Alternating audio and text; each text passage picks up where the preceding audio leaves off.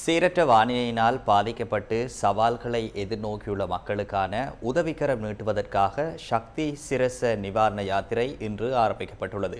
நிவாரணப் பொருட்களை கையளிப்பதற்காக 5 விசேட மத்திய நிலையங்களும் ஸ்தாபிக்கப்பட்டிருக்கின்றன.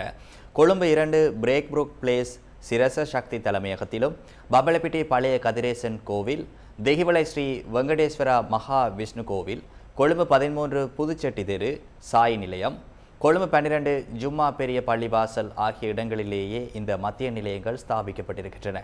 நிவாரண யாத்திரைக்காக அரிசி, பருப்பு, சீனி, கோதுமை மா, நூடுல்ஸ், தேயிலை மற்றும் சோயா மீட் ஆகிய பொருட்களை நாளை மாலை 6 மணி வரை நீங்கள் கையளிக்க முடியும். கடந்த சில நாட்களாக நிலவிய சீரற்ற வானிலையால் பாதிக்கப்பட்டுள்ள எமது உறவுகளுக்கு உதவிக்கரம் நீட்டுவதற்காக கொழும்பின் பல்வேறு பகுதிகளில் சக்தி சிரச நிவாரண யாத்திரையின் மூலம் உலர் உணவுப் பொருட்கள் சேகரிக்கப்பட்ட வண்ணம் இருக்கின்றன. தற்போது கொழும்பு கொட்டாஞ்சேனை புதுச்செட்டி தெரு சாய் நிலைய வளாகத்திலிருந்து உங்களோடு இணைந்து கொள்கின்றேன். இன்று காலை முதல் பெருந்திரளானோர் வருகை தந்து பாதிக்கப்பட்டுள்ள மக்களுக்கு அல்லது இடர்களை சந்தித்துள்ள மக்களுக்கு உலர் உணவுப் பொருட்களை வழங்கி சென்ற வண்ணம் இருக்கின்றனர்.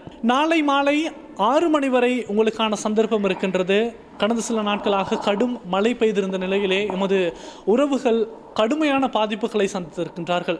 எனவே அவர்களுக்கு உதவிக்கரம் நீட்டுவதற்கு உங்களுக்கும் ஒரு சந்தர்ப்பம் இருக்கின்றது. கொழும்பு புதுச்செட்டி தெரு சாய் நிலைய வளாகத்திலே நீங்கள் சேகரிக்கின்ற உலர் உணவுப் பொருட்களை கையளிப்பதற்கான வாய்ப்பு இருக்கின்றது.